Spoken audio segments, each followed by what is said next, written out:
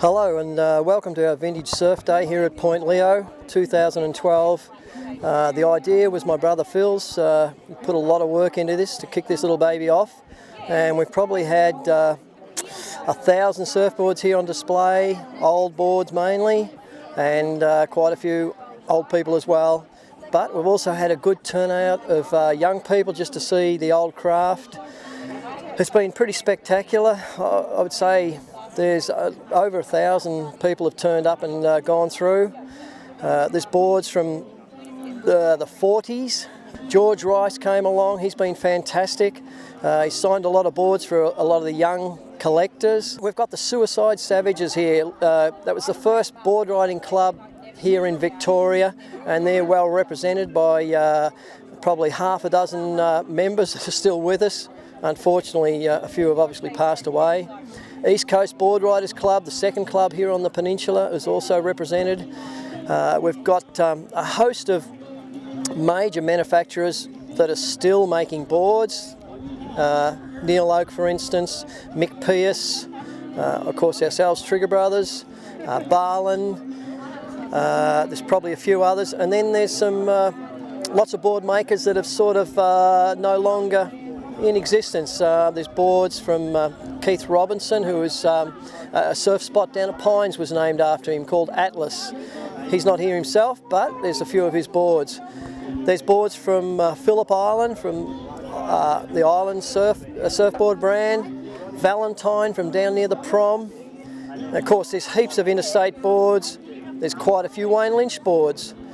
A few of the guys have brought along brand new surfboards, which is good, so people see the latest product available. Everything's been represented here today at Leo. They've run a little bit of an expression session off the point out there, but the lack of waves have killed that a little bit. But I think in general, people are more interested in the boards and catching up with old friends. Also, we've had people from as far as Western Australia. Ronnie Rusin, who used to ride our surfboards back here in the early 70s, he's here. And when he went to Western Australia, we made boards under the brand name of Wild West for him over there. Lakey from the Gold Coast, he was the CEO of Billabong. I actually started coming to the peninsula in, trying to think now, I was 18 years of age. I was living down at Lakes Entrance in Victoria, and the local guy at the surf shop came up with a bunch of guys to buy some surfboards from Triggers, and that's how I first got to know the guys at Triggers. I came out, we surfed Point Leo and Gunnamatta over that weekend, and I was fascinated at at the surf spirit and everything that was around here at that time. Phil and Paul were surfing a lot. Phil, they still surf a lot now, but they're out in the surf all the time. It was a great era. Ian Cochran was working there. Steve Wilkinson was one of the better surfers around, and there's a lot of young guys surfing. A lot of surfing talent around the time, and it was a pretty inspirational place. I actually went back to Lakes Entrance and decided to move down here. I actually moved to Point Leo and lived here for 2 years, shared a house with Peter Wilkinson and Steve Wilkinson, and that was a lot of fun. When we surfed the point a lot. So in those days, I was working, doing a bit of plumbing and in the building industry with a few guys, and that really wasn't doing much for me. I got a job over in Torquay with piping hot wetsuits, and became a sales rep, and I repped the whole state of Victoria for a couple of years. Basically still living out of the peninsula, surfing all around here. That piping hot got sold, and I ended up going to Europe just backpacking, and I ran out of money within a month. Got a job in a surf shop in England, and the guy was importing a bit of Billabong at the time. I got to meet the Billabong guys from Australia while I was working in that shop in England. As I started placing the orders for the shop. And eventually the Billabong guys asked me if I'd be interested in moving down to Hossegor in France and opening an office for them, which I did in 1992. So I lived in Hossegor for 12 years, from 1992 to the beginning of 2003. The waves in Hossegor are very much like the waves at Gunnamatta. It's V-shaped sandbanks and a lot of power like at Gunnamatta, and it felt really at home. I came back to Australia and moved up to Queensland, where I'm currently living. But I always come down to Peninsula, got a lot of fond memories of coming down. It was fantastic to be able to come down for the surf day today and see a lot of old faces. I was in the Peninsula Board Riders, and I was an ex-president of the Peninsula Board Riders when I was 23. So it was great to come down and see guys, you know, really some guys from my past that were fantastic surfers, and a lot of them still surf today. So great part of my history, and people ask where I'm from. I actually say I'm from the Mornington Peninsula, even though I only lived here for about 5 years of my life. So for me it feels like home, so it's great to be back. We've got Keith Bingham has come all the way from Ulladulla. Last night at 11:30 he was at a party, a 50th birthday party. He left that, drove to Sydney, caught a plane this morning, and he's going back this afternoon, so that's a pretty fair effort. On behalf of Phil and I, we'd like to present him with this little Journeyman trophy, and maybe he can tell a little bit about that journey. Well, it's quite a privilege to be here to enjoy the day with you guys. When Phil rang me a couple of months ago, I thought to myself, there's no way in the world I'm going to miss this, because there'll be people here I haven't seen for 35 or 40 years, and sure enough, there's been a heap of them. So it's lovely to get a little memento of the day off you guys, and I thank you very much for having me down here. Yeah. Thanks for the invite, it's great, because you guys are part of my life. So, yeah. One of the old Suicide Savages, Carl Tanner, he's a big collector in Queensland and runs the Coolangatta Museum, Surf Museum. He's come all that way just to attend today.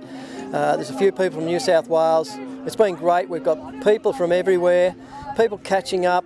Mick Marchant's our old shaper and sprayer. He's come in from Tasmania. We've flown him in, and it's just awesome to see him here. He's very creative. He's a brilliant surfer. He made a few finals. We've had lots of good Trigger Brothers surfers come back and join the group.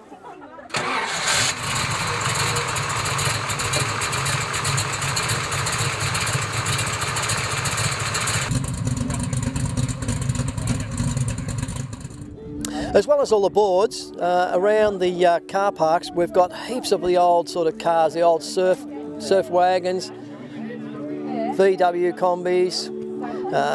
There's quite a few of those in good nick. There's a magnificent caravan here today. It's come in from America, and it's aluminium, I believe. It would be from the 50s. One that almost might have been that Lucille Ball movie. It's an absolute gem, and there's lots of fantastic old memorabilia, old leg ropes, old wetsuits. Bob Smith, the historian from the ASA in Torquay, he's come along and brought along some boards and some memorabilia as well. Sometimes it's not all about just the boards. There's bits and pieces, old shaping equipment and things like that are very, very interesting to collectors. Gail Cooper has joined us, and she is a very well-known surfer back in the day, boasting some 10 Easter Bells titles. Gail, is that true? That's right, yeah. Yeah, and what about Australian titles? Ooh, 5.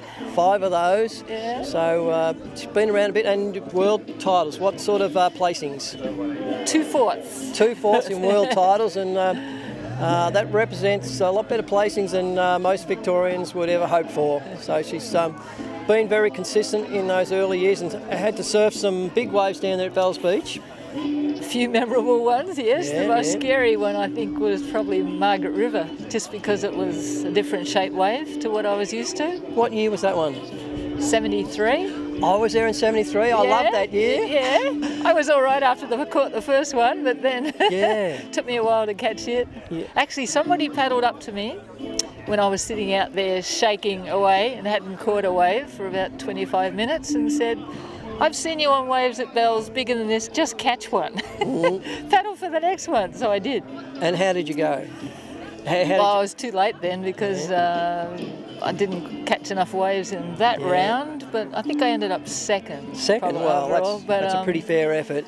Yeah, and I can attest that was 10 to 12 foot that year. That was definitely big, and but it's a peak rather than a wall, and a wall you kind of get more used to what height the wave is. For the peak, it sort of marches up out of nowhere and goes, whoops, here I am. Well, the thing I found the best about that particular contest, I got some good advice from your father, of course. He was running the contest, but the best thing for me was that paddling out, you could paddle out around the break, whereas at Bells Beach and those contests down there, you had to paddle out through the surf, and I always found that physically hard on the big days.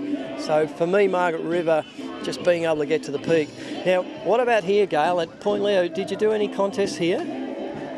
I can only think of one, maybe two. There was the 76 Australian titles. Oh, yeah. And maybe, do we have any state rounds here?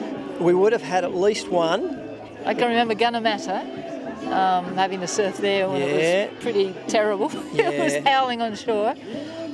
Phillip Island we went to. And what about, did you come over for the storekeepers contest, the Point Leo 1200? Was there a women's? Sounds familiar. Yeah, I think I saw your name, and I think you did pretty well in that one as well. I don't remember that one. Yeah. Did we have the presentation out front of the store? In front of the store. Yeah, that was there. And your dad Stan was doing the presentation, which was great. Yeah. But then we had those Australian titles down here, and that was great for the peninsula surfers because there was a bit of local knowledge. And I know Phil Trigger actually, he did pretty good. He stitched up, I think, Ian Cairns and a few other big name surfers out off the point here on the rocks. And on one other occasion, Gail, a very good friend of yours, Rod Brooks, took off on a wave, and the point out here is a right-hander, and it was about a 6-foot wave, and he was on the outside, I was on the inside, and he said, going left. And so I just pulled back and left him the wave, and that was a big learning experience for me with Rod Brooks out the point here. Rod actually helped me in Western Australia by saying, when he could see I was struggling a bit, he said, take 6 to 8 more paddles down the face than you think you need, and then stand up. Yeah. And it actually worked. And if you have to, shut your eyes. I think that's very good advice. Now, what have you thought of the day here? Because we might, in fact, be getting you to adjudge the best surfboard out here. Oh, no, I couldn't choose. No, there's too many really interesting ones. I think it's been a wonderful day. Yeah. A little bit warm. I got a bit cooked at one stage, but it was so much fun sort of seeing brands that either A, you've surfed, or B, you thought you'd never see another one. And finding George Rice in amongst everything. And he's a classic George, isn't he? Yeah.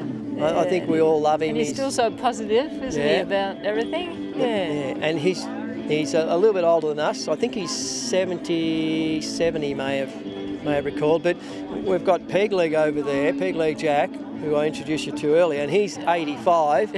And on those 60 kilo skis he's got there. They're heavy, aren't they? He rode one of those down the beach there the other day.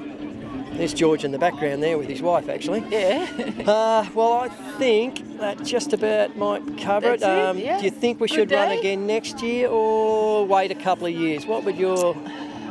Oh, it's hard, isn't it? Because everybody will be enthusiastic after today and be saying, let's have another one, let's have another one. Yeah. I don't know. I'd be inclined to think 2 years, but I wouldn't put it any closer to Christmas than this. Because you get the place to yourself. Yeah. I mean, it's hot enough on the boards today, let alone... I think that's worked well. Has there been anyone here in particular you've sort of, their boards you've sort of liked? Besides Trigger Brothers, of course. I've sort of found a couple of really interesting ones at each place I've gone to. A little bit close to my heart over there was a John Arnold. It was the Wayne Lynch model, not mine, but and a very interesting Farrelly next door to that one that looked like it was made for Hawaii, I think, by the shape. Now, your memory is so good, I'm going to ask, when did you take up riding the Trigger Brothers surfboards? Because I know you were with Fred Pike for a number of years, and Fred was a great manufacturer. Then I had John Arnold for a couple of years, and 1975 in South Australia, I think I switched after that national titles to your boards. Yeah, and along with perhaps Alan Atkins at the same time? I don't know whether it was or it wasn't. Is that your memory of it? Or do you think it was before that? He might have been earlier. It might have been a fraction earlier than that. I know we were all sort of in flats kind of side by side in Queensland in 70, the year before? Yeah, that's right, and that was 74, yeah. And you were still with... I would have been on an Arnold then, I think. So, it must have been 75. Now, I've got...